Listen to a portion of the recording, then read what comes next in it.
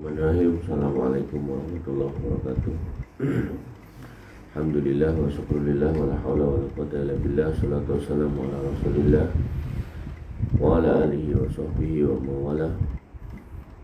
Wa nifitina azani Allah wa iyakum. Alhamdulillah, puji syukur kita aturkan kehadirat Allah subhanahu wa ta'ala yang masih memberikan nikmat kepada kita sehingga kita masih bisa bermajelis di tempat ini. Wanifidina azani Allah wa iyyakum. Kita masih dalam pembahasan kitab risalah pilihan tentang sejumlah ibadah yang niatnya awalnya cuma tentang hajinya, tapi kemudian di dalamnya ada sholat dan seterusnya.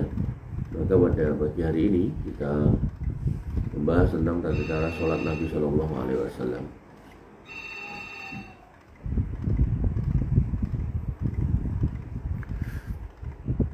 Nabi SAW terkait dengan sholat, beliau mengatakan shollu kama ra'aitumuni usolli.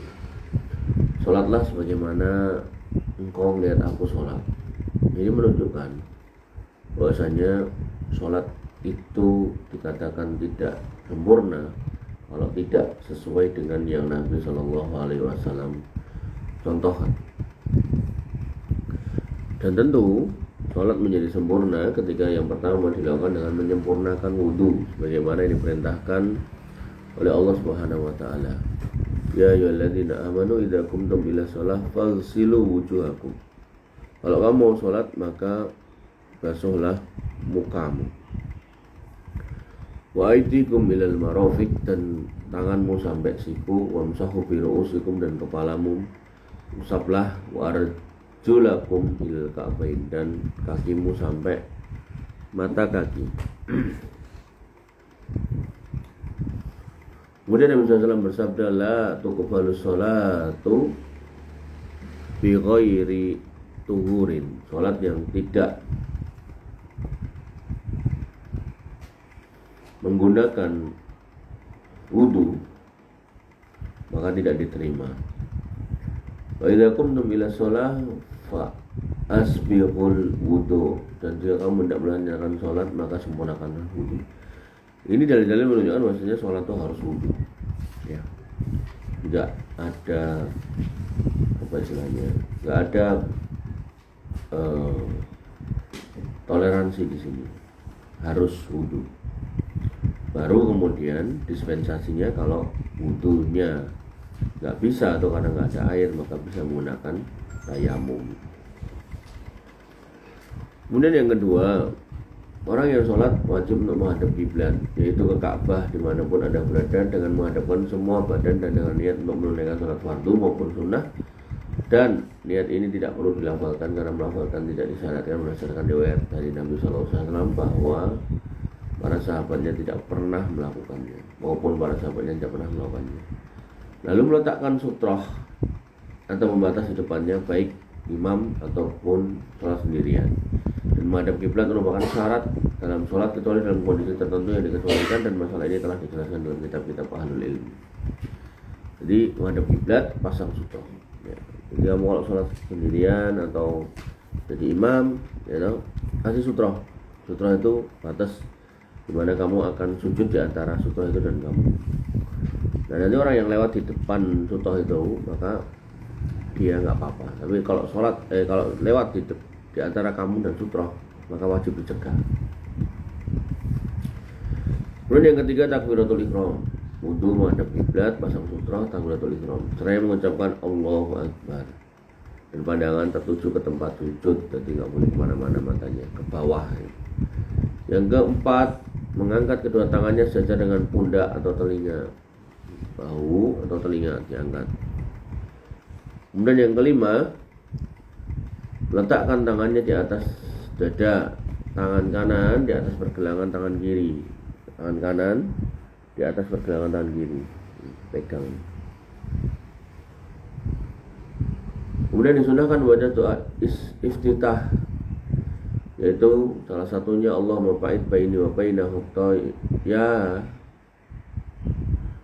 kama ba'adta bainal masyriqi wal maghrib, Allahumma naqqini min khataaya kama naqqa thawbul abyadu minad das. Allahumma ba'id baini wa baina khotoyaya kama ba'adta bainal masyriqi wal maghrib. Allahumma najjini min khotoyaya kama yunaqqa thawbul abyadu minad danas.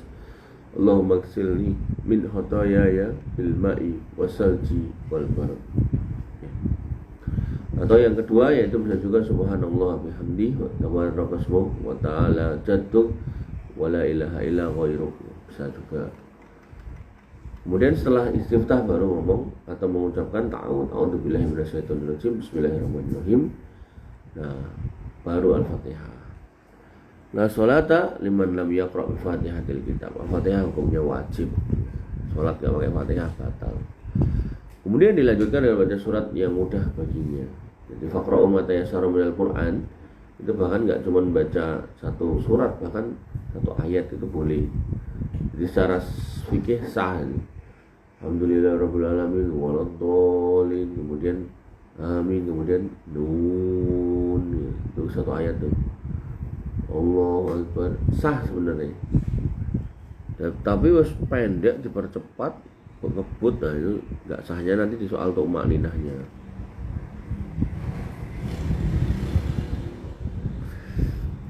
Yang ketujuh, takbir untuk rukuk dan mengangkat kedua tangan sejajar dengan pundak atau telinga. Dari takbirnya pundak atau telinga. Ya. Kepala lurus dengan punggung. Nanti begitu rukuk gini, untuk L itu. Kedua telapak tangan megang di lutut sambil merenggangkan jari. Jadi tangannya posisi jenenge gegem lututnya itu loh. Dan tumakninah dalam rukuk. Tumakninah, jadi nggak boleh buru-buru. Biarkan semua tulang-tulang itu rapi gitu. Allahu Akbar, itu berdiri gitu, Allahu Akbar, tek gitu, tek ya. Lalu membaca subhana rabbiyal azim wa ana rabbiyal azim. Baca 3 kali atau lebih. Lebihnya ini kalau konteksnya kamu jadi makmum ya ikuti imamnya ya. Jangan mentang-mentang lebih terus kamu imamnya udah bangkit dari rukuk kamu masih baca terus nggak berhenti, nggak boleh ya. Jadi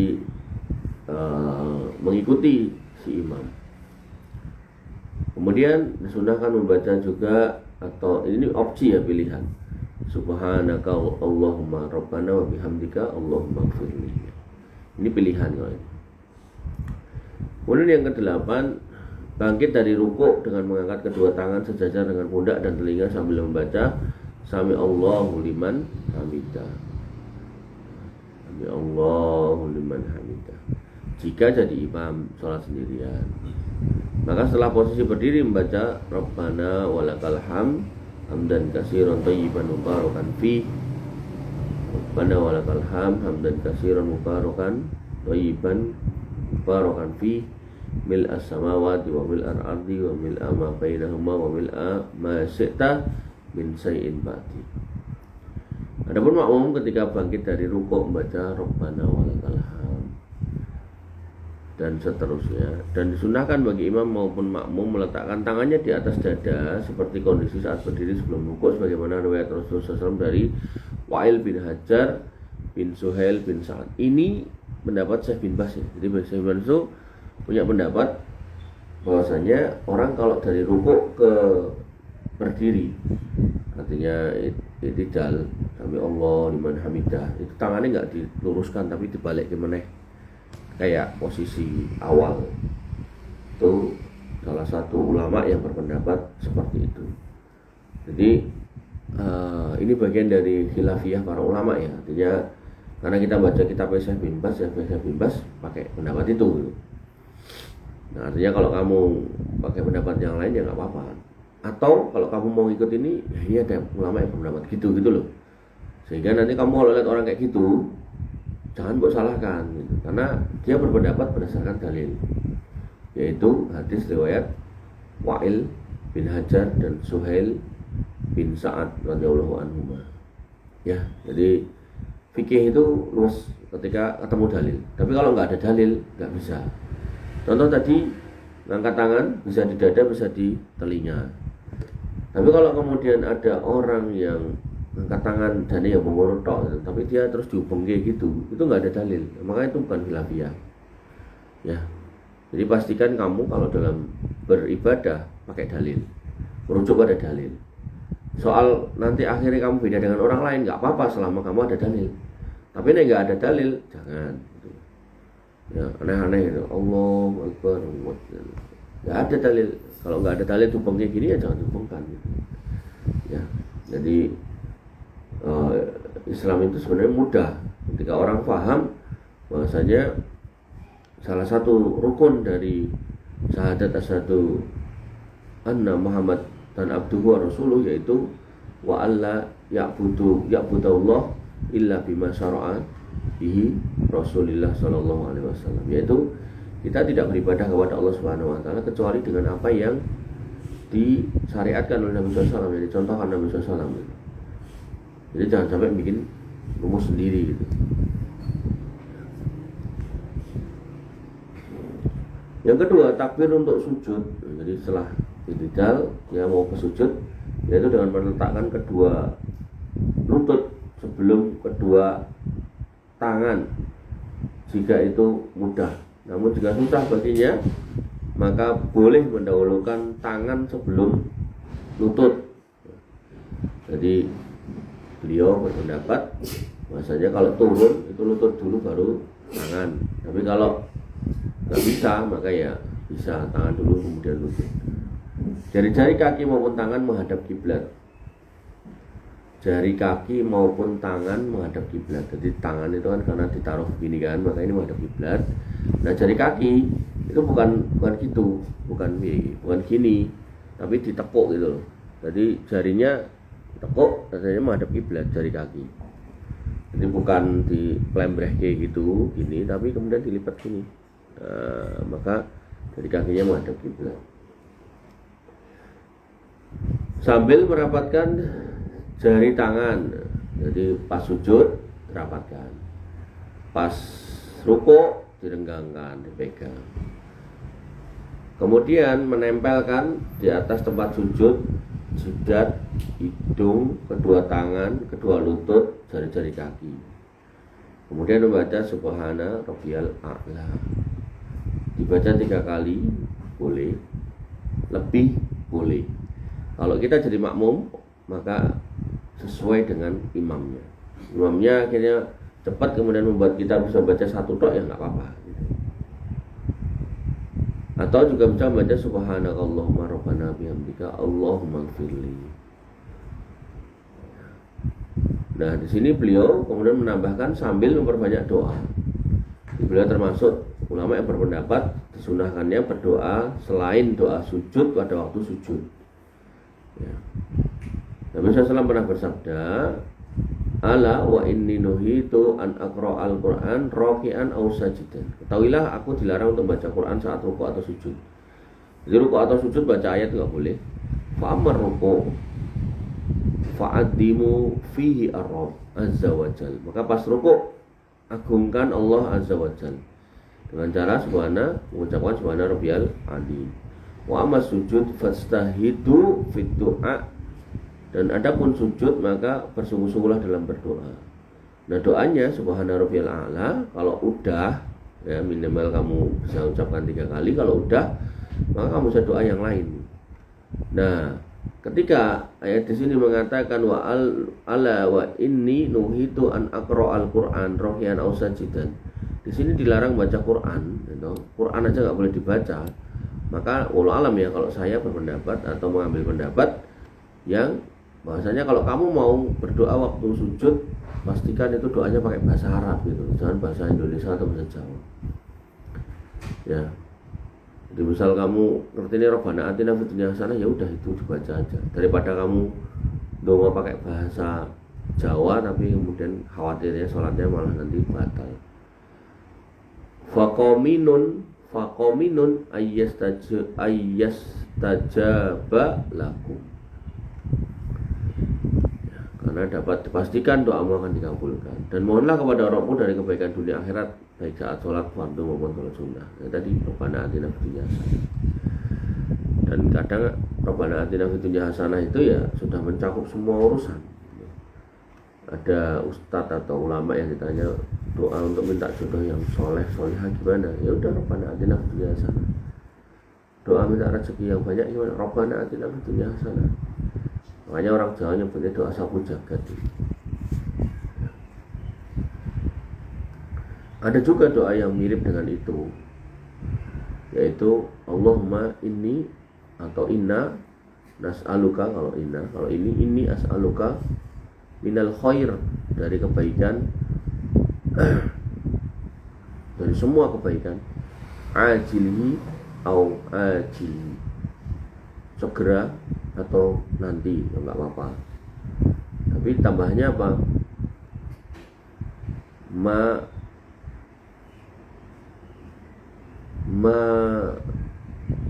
na'lamu wa ma la na'lam, yang kami tahu dan yang enggak kami tahu. Kemudian wa na'udzubika minas syarri ajilihi au ajilihi, dan kami berlindung dari semua keburukan baik sekarang maupun nanti. Ma na'lam wa ma la na'lam. Kemudian Allahumma inna nas'aluka, ya Allah kami minta, mas'alaka, yang diminta, abduka wa nabiyuka wa rasuluka Muhammadin sallallahu alaihi wasallam, yang diminta oleh hambamu, nabimu dan rasulmu Muhammad sallallahu alaihi wasallam. Wa na'udzubika, dan kami berlindung, ma'ada bihi nabiyuka wa rasuluka Muhammadun sallallahu alaihi wasallam, yang diminta perlindungannya oleh nabimu Muhammad sallallahu alaihi wasallam. Ini menunjukkan doa yang sapu jagat lagi. Jadi Nabi minta apa saya ya minta, kira-kira. Maka ini hal yang luar biasa. Kemudian dalam posisi sujud, yaitu dengan merenggangkan kedua lengan di atas lambung. Jadi si ini loh, apa jenenge? Siku itu jauh dari lambung itu perut. Nah, perut dari paha. Jadi perutnya juga jangan sampai nempel ke paha. Artinya jangan sampai rengket banget gitu. Jadi cara bentuk itu gini. Nah, itu jangan ditekuk banget gitu, tak jauh. Tangannya ini dijauhkan dari lambung, bukan limprak kayak wong kademen gitu.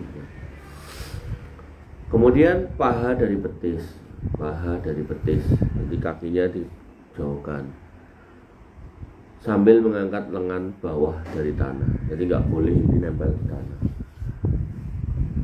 Sebagaimana sabda Rasulullah SAW, sempurnakanlah sujud dan jangan sujud dengan meletakkan kedua lengan ke tanah seperti duduknya anjing. Seperti silakan itu duduknya anjing, jangan ikut-ikuti.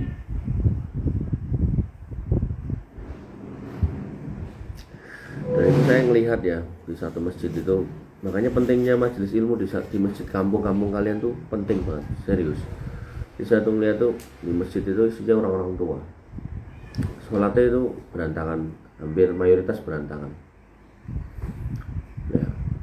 Ya bisa kita pahami, mungkin dia nggak pernah belajar gitu.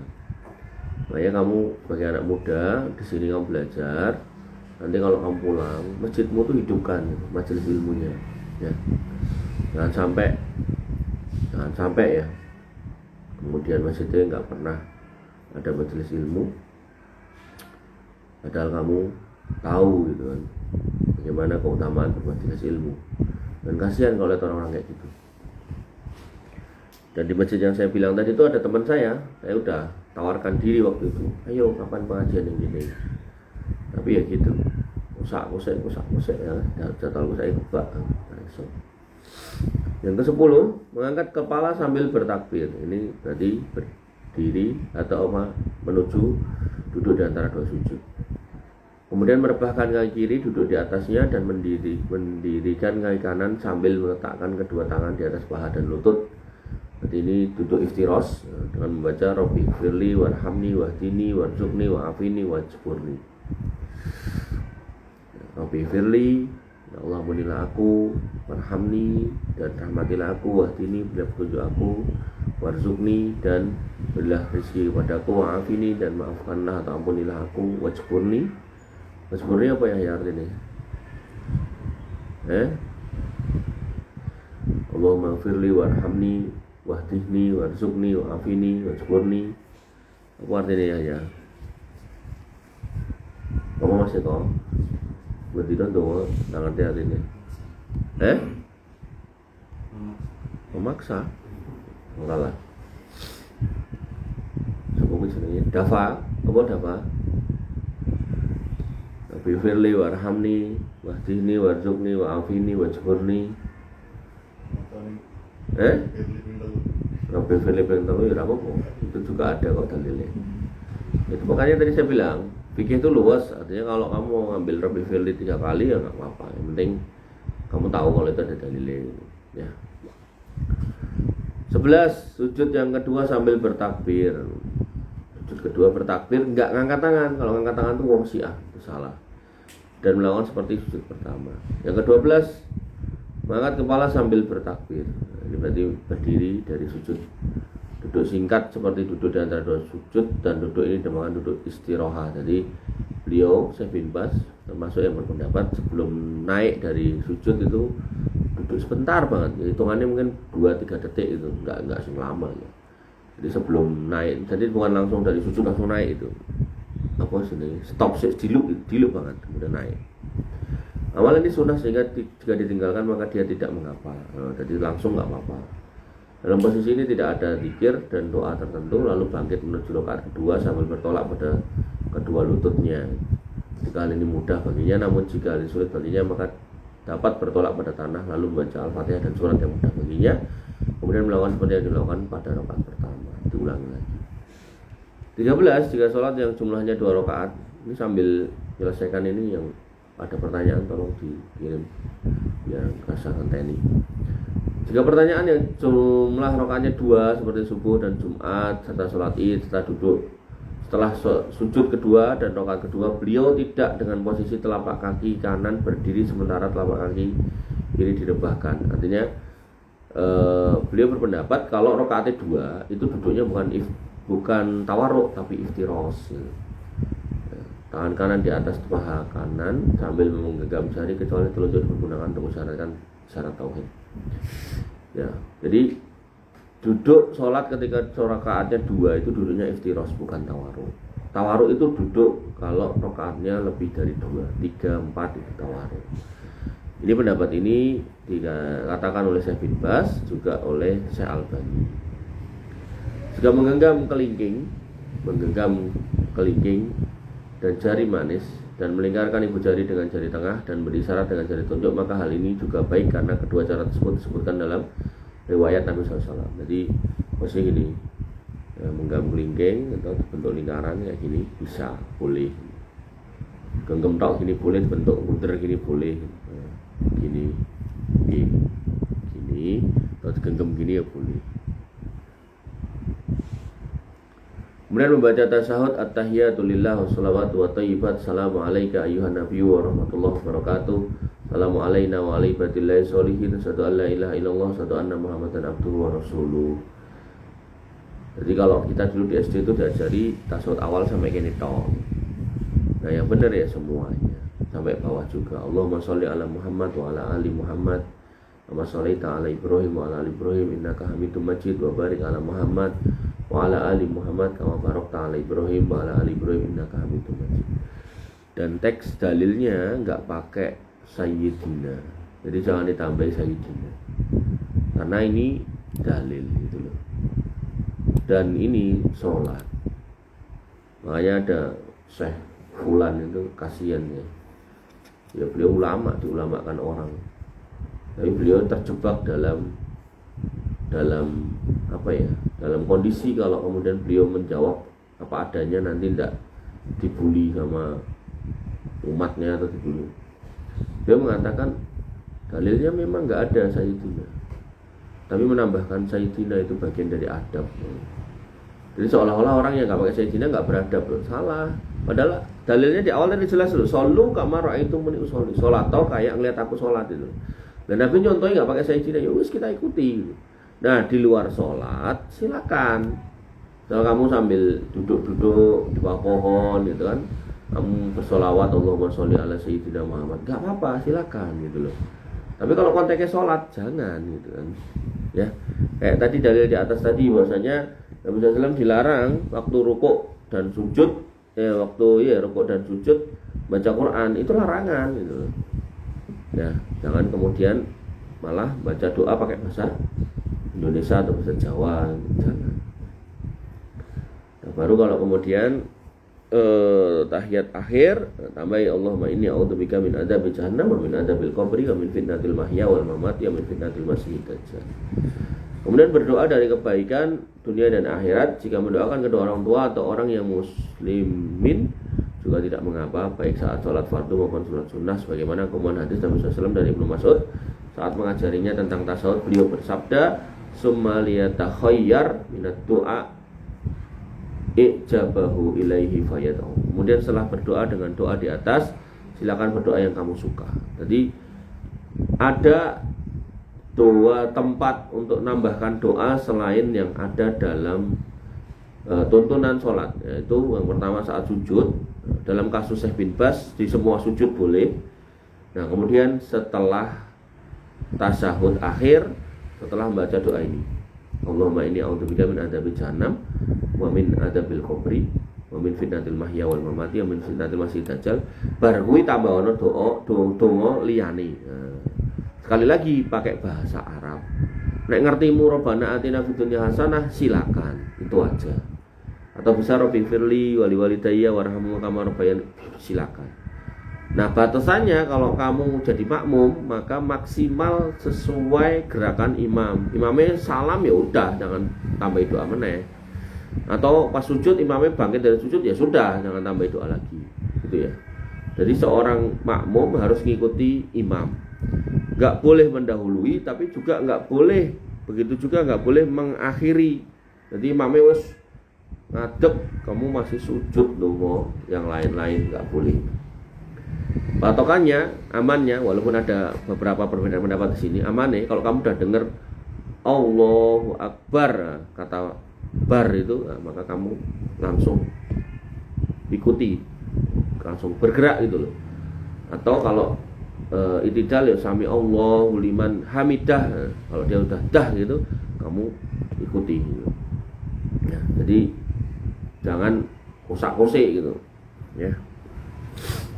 Akhirnya nanti kamu malah nggak sempurna karena kamu sengaja mengakhirkan gerakan dari imam, itu juga salah juga.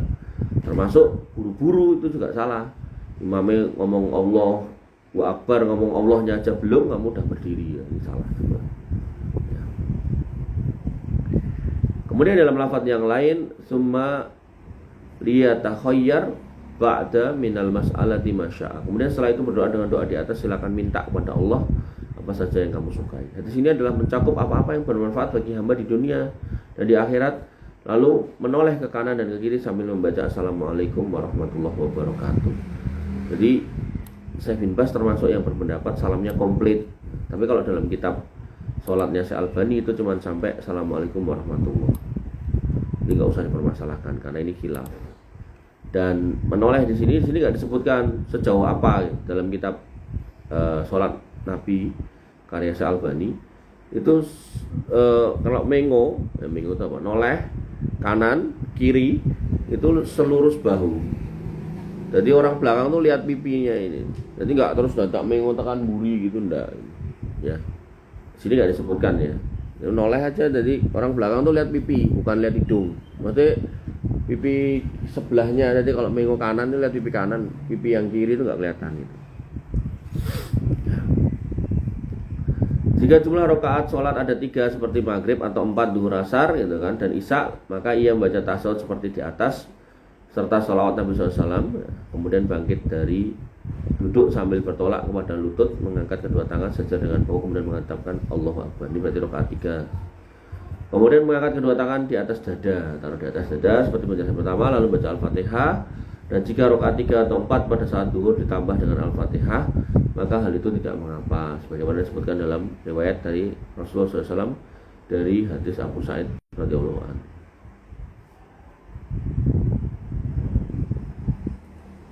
Jadi rakaat 3, 4 itu Al-Fatihah aja, gak pakai surat.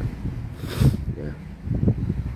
Jika meninggalkan membaca salawat Nabi SAW setelah tasyahud pertama, maka hal ini tidak apa-apa, karena membaca salawat pada tasyahud pertama hukumnya sunnah, kemudian tasyahud kedua dan pada rakaat ketiga jika salat maghrib, dan pada rakaat 4 pada zuhur dan asar dilakukan sama seperti tasyahud pada rakaat kedua, lalu salam kanan dan kiri, kemudian istighfar 3 kali, lalu membaca Allahumma antas salam minkas, ini zikirnya.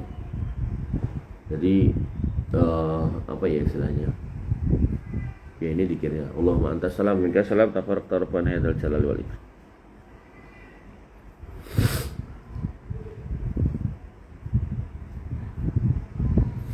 Allahumma la mani alima ataita wa la mu'ti alima mana'ta wa la yanfa'u dzal jaddi minkal jadd la ilaha illallah wa la na'budu illa iyyah lahul ni'matu wa lahul fadlu wa lahu tsana'ul husna la ilaha illallah mukhlisina lahuddin.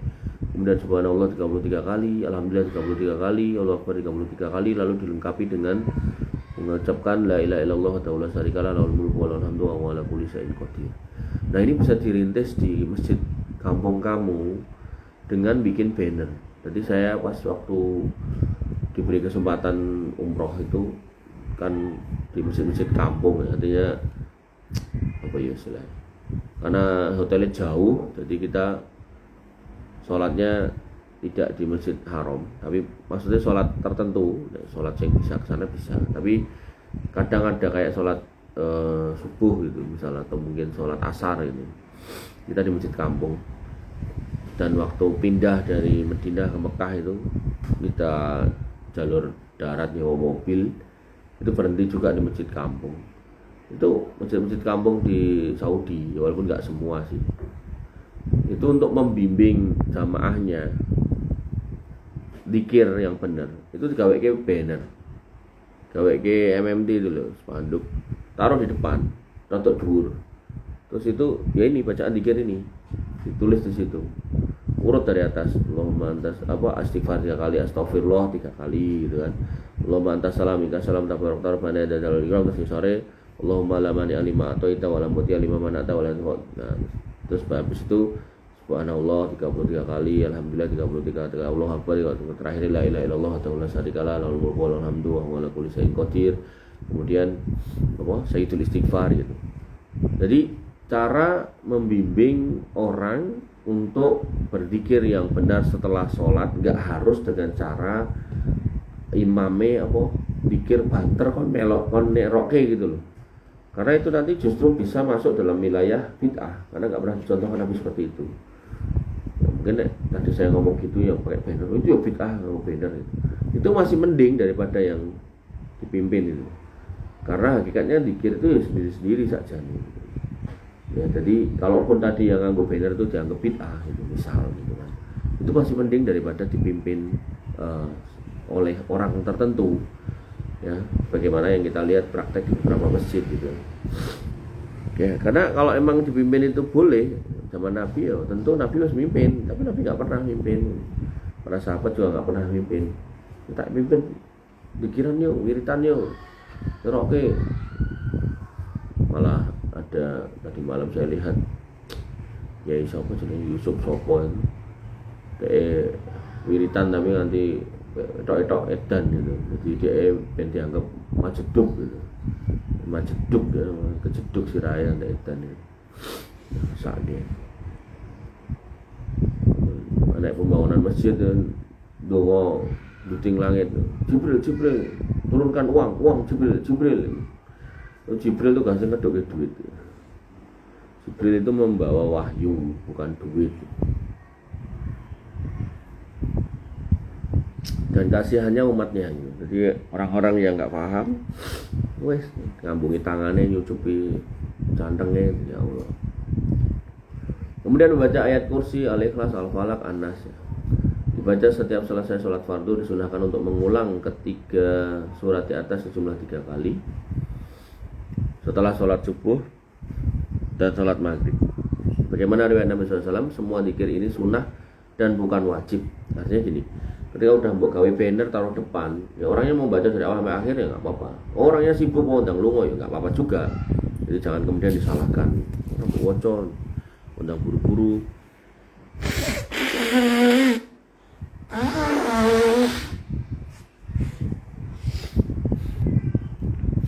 Jadi setiap orang itu punya kondisionalnya masing-masing ya, dan kita nggak boleh menyamakan kita dengan orang lain. Jadi kalau emang ada urgensi, apalagi kayak misalnya Pak Dokter dia harus segera untuk operasi, atau mungkin seorang pilot yang dia harus kejar penerbangan, atau orang yang ngejar jadwal kereta gitu. Biarin aja ya, mudah-mudahan nanti pas di pesawat di kereta dia berzikir. Dan orang beriman tahu benar pentingnya zikir, maka dia dimanapun akan berusaha untuk berzikir. Disyariatkan bagi muslim dan muslimah untuk melaksanakan sholat sunnah 4 rakaat sebelum zuhur dan 2 rakaat setelahnya, 2 rakaat setelah maghrib dan isya, serta 2 rakaat sebelum fajar. Nah, orang-orang yang melakukan ini akan dibangunkan istana di surga. Jumlah semuanya 12 rakaat dan sholat ini dinamakan rawatib karena Nabi SAW selalu melakukan apabila tidak safar. Namun jika safar beliau meninggalkan kecuali 2 rakaat fajar dan witir. Jadi bayang toh, kalau sholat sunnah fajar itu nggak ditinggalkan walaupun safar. Ini menunjukkan sholat ini adalah sunnah muakkadah, sunnah yang ditekankan sekali. Makanya kamu kalau nggak safar gitu, kayak endang tangi gitu loh. Misalnya adzan 4:30 atau jam 4 seperempat ya, kamu tangi 10 atau 15 menit sebelum adzan. Pasang alarmmu yang kenceng, bangun supaya bisa witir gitu. Atau kalau kamu biasa nggak bisa witir pas pagi ya, barisa itu loh witir 1 rakaat aja. Nah syukur-syukur kamu bisa bangun 1/4 jam sebelum sholat subuh itu kamu bisa tahajud 2 rakaat witir 1. Itu buat istiqomah aja, insya Allah kamu bisa jadi modal masuk surga ya. Dan sampai kemudian malah blong gitu. Terus witir orang, fajar orang. Sunnah ini beliau selalu kerjakan baik saat safar maupun tidak. Yang paling afdal jika sholat rawatib dan witir ini dikerjakan di rumah. Namun jika dikerjakan di masjid maka hal ini tidak mengapa. Kelihatan ya bagaimana seorang ulama itu luas dalam berfikih ya. Makanya kalau ada orang yang nuduh Syekh bin Bas ini galak lah, inilah wahabilah segala macam, ini dia nggak paham beliau. Beliau ini orang buta. Jadi tidak sampai dikatakan garis keras meh ngopo gitu loh, nguto dijongkrok kewe tibu. Dan ternyata beliau seluas ini dalam fikih. Karena nanti ada ulama-ulama tertentu yang fajar itu ya di masjid, ada yang kayak gitu. Nabi SAW bersabda, afdhalus sholat sholatul mar'i fi baiti illal maktubah. Sholat sebaik-baik sholat seorang laki-laki itu di masjid kecuali di rumah kecuali sholat fardu, maka di masjid. Ya, maka laki-laki usahakan sebisa mungkin itu untuk melaksanakan sholat di masjid. Mengamalkan sunnah-sunnah ini adalah merupakan sebab seorang masuk surga. Nabi SAW bersabda, man shalla isnatai asrota rakaatan fi yaumihi wa lailatihi tatawuan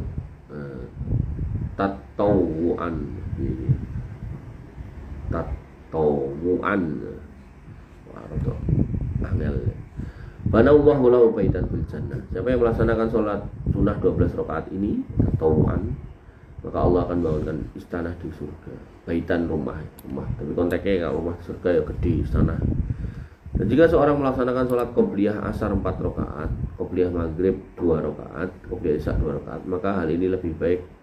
Bagaimana riwayat dari Rasulullah SAW, namun jika melaksanakan qobliyah 4 rakaat dan ba'diyah 4 rakaat, maka hal ini juga baik. Bagaimana sabda beliau SAW, man hafadha ala arba'i raka'atin qabla dhuhri wa arba'i ba'daha haramallahu ta'ala 'alan nar. Banyak keutamaannya ya. Maka siapa yang menjaga 4 rakaat sebelum duhur, 4 rakaat setelah duhur, sebelum duhur dan setelah duhur 4 rakaat, maka Allah akan haramkan neraka baginya. Maksud dari sini adalah menambah 2 rakaat rawatib ba'diyah duhur, karena sunnah rawatib qobliyah duhur adalah 4 dan ba'diyah itu 2 rakaat. Sehingga jika ditambah 2 rakaat maka akan mendapatkan fadilah sesuai hadis yang diriwayatkan di atas. Jadi kalau 12 rakaat totale dapat istana, 12 plus 2 terbebas atau selamat dari api neraka. Haramallahu ta'ala 'alan nar. Dan orang yang menjalankan sholat sunnah atau amalan-amalan sunnah itu dia nggak akan meremehkan yang wajib. Maka kalau kamu termasuk yang naudzubillah gampang kayak urusan yang wajib, maka usahakan mengerjakan yang sunnah-sunnah agar kamu paham yang wajib itu lebih baik dikerjakan daripada ditinggalkan. Tapi kalau ada orang yang nyukupin yang wajib, tak jani ora apa-apa, tapi nanti setan tuh akan lama-lama ngajari tinggal no gitu loh. Jadi urutan setan ganggu orang tuh yaitu dari diajak kesyirikan atau kekafiran, gagal diajak perbuatan bid'ah, gagal diajak untuk melakukan dosa-dosa besar, gagal diajak untuk kemudian mengerjakan dosa-dosa kecil tapi terus-terusan, gagal maka diajak untuk kemudian mengerjakan amalan yang kurang penting, meninggalkan yang penting. Tahajud sregep ning ra tau salat subuh, iki keliru gitu. Nah, lalu manusia nanti terjebaknya di urutan dari paling belakang, mengutamakan yang nggak penting, gitu, kemudian meninggalkan yang lebih penting. Kerja bener, golek nafkah, tapi sing dinafkahi ora anak bojone, tapi anak bojone wong liya gitu. Alasannya kayak bojone koncoku wis mati ku tak wangi gitu.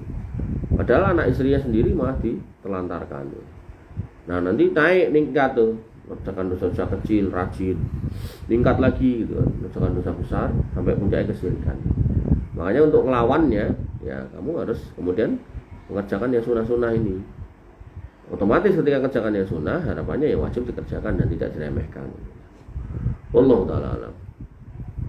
Kemudian maksud dari sini adalah menambah 2 rakaat sholat rawatib itu ba'diyah duhur, karena sunnah rawatib ba'diyah duhur adalah 4 rakaat dan ba'diyah 2 rakaat. Sehingga jika ditambah 2 rakaat ba'diyah maka akan mendapatkan fadilah sesuai hadis yang diriwayatkan oleh Ummu Hubaib radhiyallahu anha. Semoga Allah selalu melimpahkan taufiknya, sholawat, salam semoga tercurah kepada Nabi Muhammad SAW, keluarganya, sahabatnya dan para pengikutnya hingga akhir hari kiamat nanti. Baik, saya rasa cukup untuk pagi hari ini. Insya Allah besok kita lanjutkan ke tata cara sholat bagi orang sakit. Kita akhiri layarnya. Kita masuk ke sesi tanya jawab. Silakan yang punya pertanyaan bisa dikirimkan.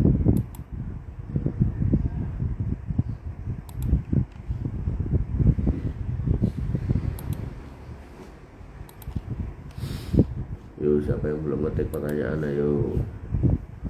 Yang pertama, ada beberapa orang ketika menjadi imam, terutama pada sholat jahar, menutup mata ketika membaca Al-Fatihah dan surat setelahnya. Dan hal ini menjadi kebiasaan ketika imam. Ketika mencoba untuk buka mata ketika membaca Al-Fatihah dan surat setelahnya terbesit perasaan ragu pada yang ia baca, maka bolehkah hal ini? Enggak boleh ya. Jadi sunnah dalam sholat itu buka mata, bukan menutupnya ya. Jadi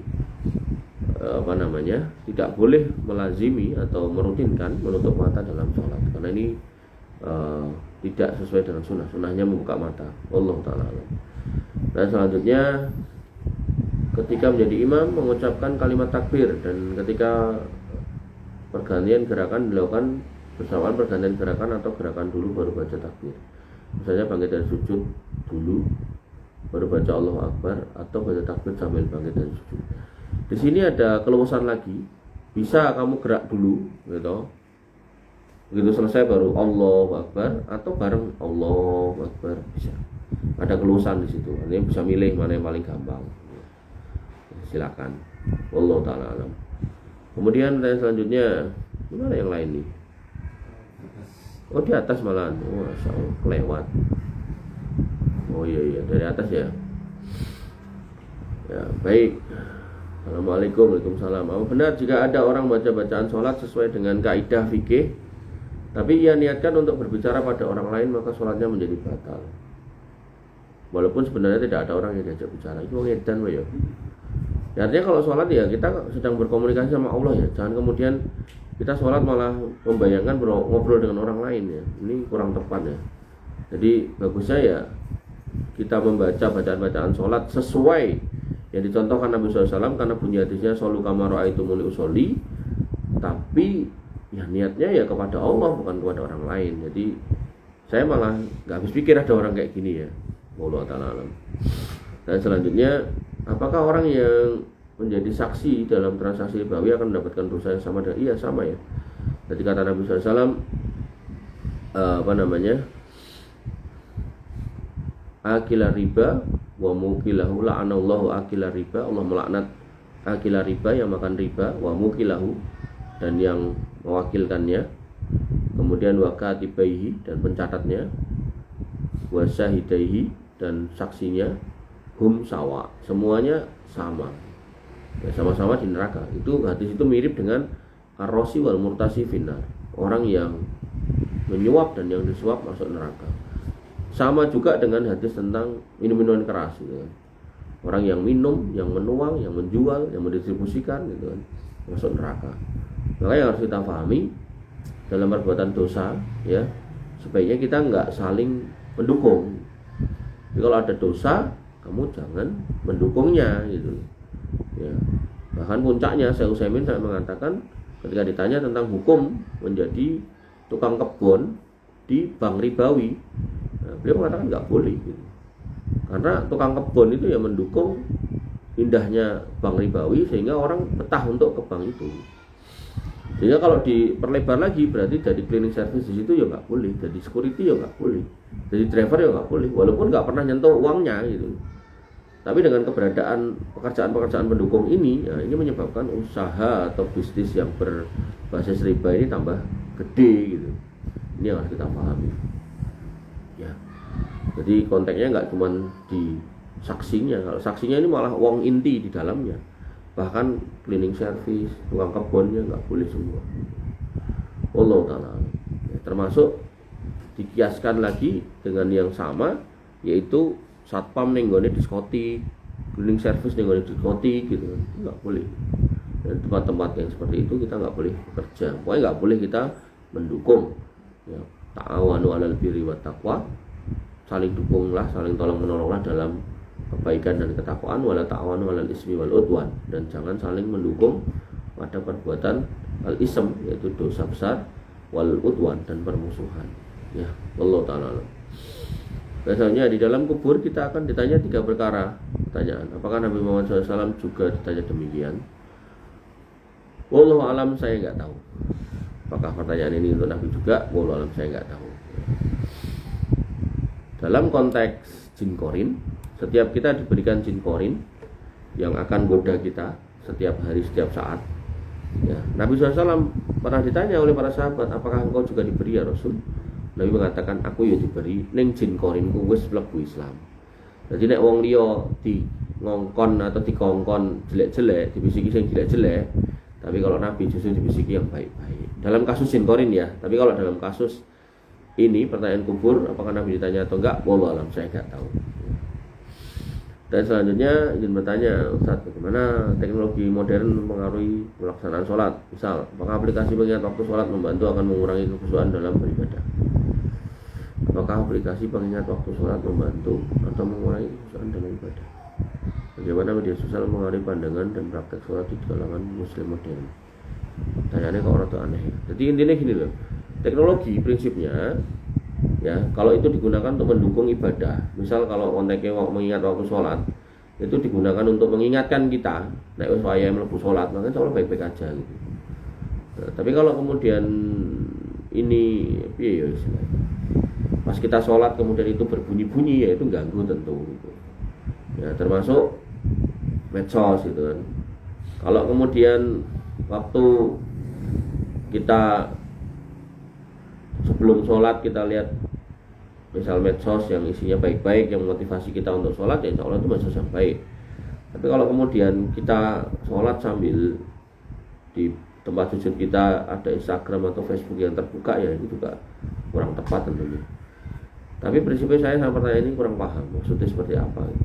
Yang jelas teknologi itu dalam Islam itu boleh dan bagus untuk dikembangkan, sebagaimana sabda Nabi SAW ketika melihat ada sejumlah sahabat yang sedang mengawinkan pohon kurma. Nabi pernah mengatakan, kok tak mau kawin kayak mbok rasah wae gitu, kira-kira gitu. Kemudian Nabi pulang, lalu kurmanya nggak berbuah. Kemudian Nabi bertanya, kok nggak berbuah gitu.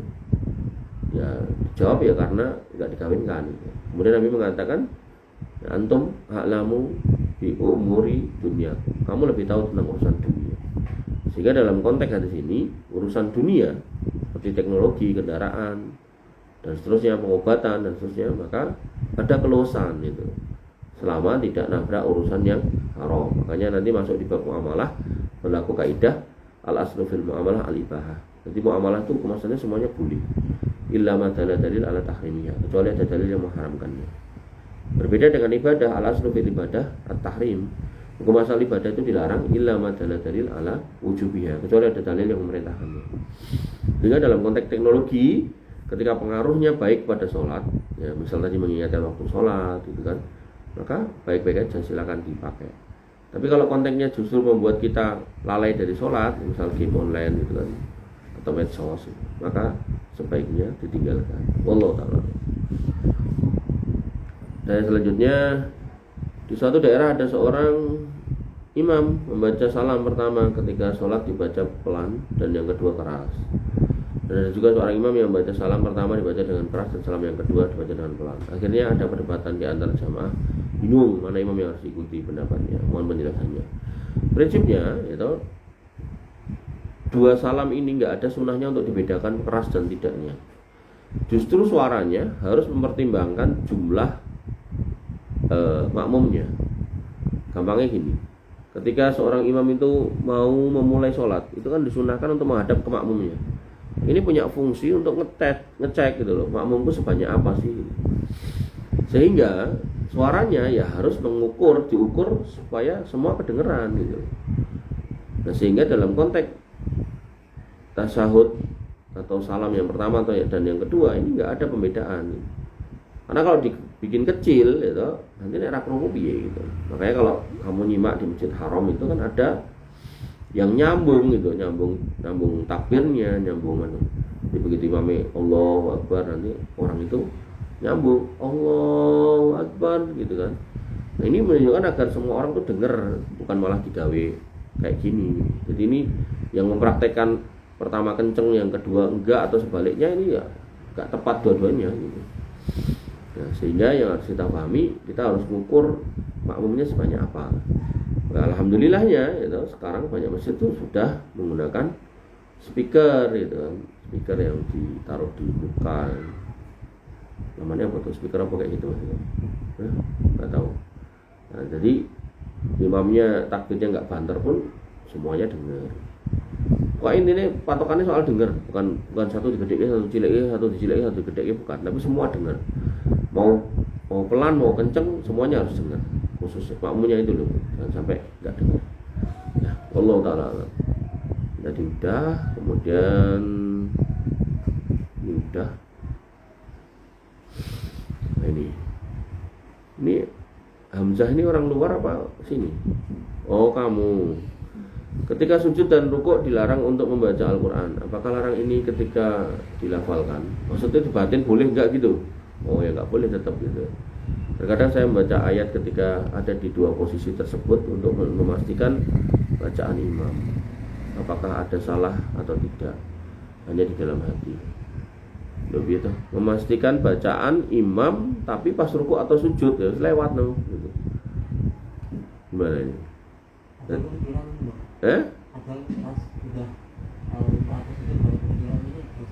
Itu was-was syaitan berarti gitu. Ya, jadi itu was-was syaitan. Jadi itu harus ditolak dengan ta'awudz billahi minasyaitonir rajim. Jadi justru kalau kita istilahnya mau mengkoreksi bacaan imam ya pas waktu berdiri. Tapi kalau kemudian kita batin, gampangane gunane apa gitu kan. Ya mungkin bisa kita jawab ini gunanya buat saya untuk memastikan ke hati saya gitu. Ya tapi dalam konteks sholat ini kan nggak terlalu berfaedah.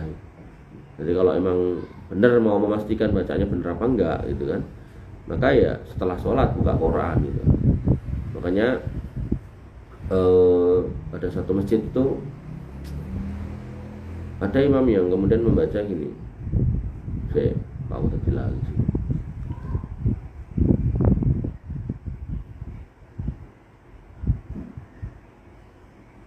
Wal 'adiyati dhabha fal muriyati qadha fal mughirati subha fa asarna bina'a.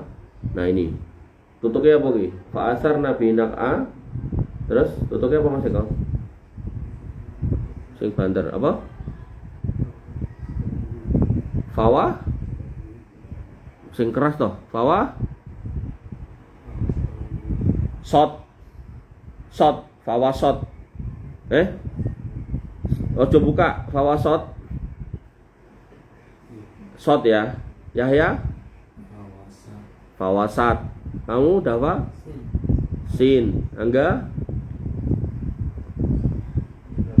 Enggak tahu. Aman enggak tahu. Weh. Sin apa shot? Sin. Pajar? Idem. Angga wes nek ngawur apa? Sin apa shot? Shot. Nah. Yang bener apa? Nah, yang bener sin fawasat. Nah. Jadi ya tadi saya pernah ngalami kayak Dava tadi. Oh bacaannya kayak ini keliru gitu. Tapi ya karena apa ya? Beliau bacanya rada cepet dadine ya kaya ora keoyak gitu kan. Arep bener ke terus mungkin waktu itu ya naudzubillah ya saya kurang begitu perhatikan jadi kaya rada ora fokus gitu kan. Nah, sehingga setelah beliau melanjutkan baca saya ingat tadi beliau bacanya fawasat gitu kan. Nah, terus ya untuk memastikan ya setelah salam saya ngambil Quran, tak buka gitu. Fawasat. Kan wasot itu juga ada, wasot itu artinya tengah gitu. Ya. Terus nah, salami itu Pak Imam ya, assalamualaikum Pak Imam, waalaikumsalam, ngapunten, jenengan mau pas sholat, nek mboten kula klentu nggih, jenengan maose wasot gitu. Oh nggih, langsung nggih deh, berarti kan sudah membenarkan toh, enggak, memang biasanya wasot. Terus, nah ini sing laras niku fawasat. Tak tuduhke Qur'ane. Nah itu lebih berfaedah daripada dibatin tok. Nah, karena nek dibatin tok pun belum tentu batinan kita juga pas bener, soalnya malah salah juga gitu kan. Maka tadi yang saya lakukan tajuk Quran tak buka kisisan gitu kan. Jadi bodoh koreksi gitu. Ya. Itu nggih. Jadi ada juga nanti misal imam, tapi ini juga lihat dari imamnya ya. Imam kampung ini memang oke salah ya biasanya mbah-mbah itu. Tapi nek imam sing nom-nom itu loh itu kemudian sampai disebut apa hafid itu, nah itu ya insya Allah mereka berusaha untuk bacaannya bagus ya. Tapi kalau memang kamu tahu salah mending dinasihati karena masih muda-muda tuh, mending dinasihati. Ada juga kalau wasjud wa tarib, ada yang wasjud wa torib, ada juga wasjud wa torib gitu.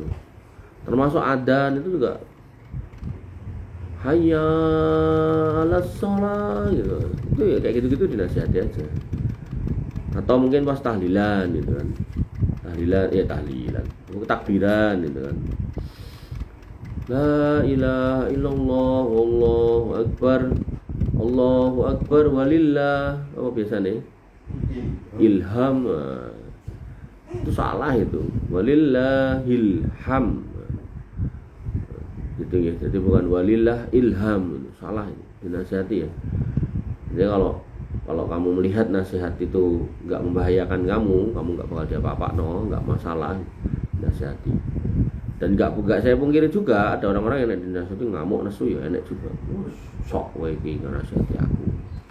Ya memang itu resiko menasihati, resiko berdakwah itu kayak gitu. Itu ada lagi pertanyaan satu lagi, bagaimana perbedaan budaya dan bahasa mengaruhi pengalaman haji, apa solusi untuk mengatasi tantangan tersebut? Ini pertanyaannya normatif banget ya budaya bahasa sana orang Arab udah mulai berbahasa Indonesia ya, apalagi bakul-bakul itu prinsipnya ya toh ketika kita ke sana saran saya bagusnya tetap jalur resmi, mana kalau jalur resmi itu nanti ada pembimbing hajinya. Nah, pembimbing haji ini yang kemudian akan membantu kita untuk berkomunikasi.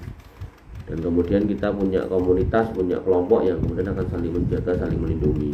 Kancaku iki kurang siji, ora teko si fulan iki, kaya mulai turu ora enek gitu, dan seterusnya. Maka pentingnya haji secara resmi agar kemudian kendala bahasa ini tidak terjadi, kendala budaya juga tidak terjadi. Termasuk kalau haji bersama dengan kelompok-kelompok yang resmi, biasanya ya panganan Indonesia, sing sanggup pecel, sanggup kering, sanggup abon gitu. Nah, maka yang harus kita pahami jangan sampai itu dijadikan sebagai halangan untuk kita berhaji. Jadi kalau memang mampu silakan, kalau memang belum mampu ya sabar dan berdoa. Allah taala alam. Ini yang bisa kita bahas pada pagi hari ini. Kurang lebih saya mohon maaf. Wa'alaikum minkum. Subhanakallahumma bihamdika asyhadu an la ilaha illa anta astaghfiruka wa atubu ilaik. Assalamualaikum warahmatullahi wabarakatuh.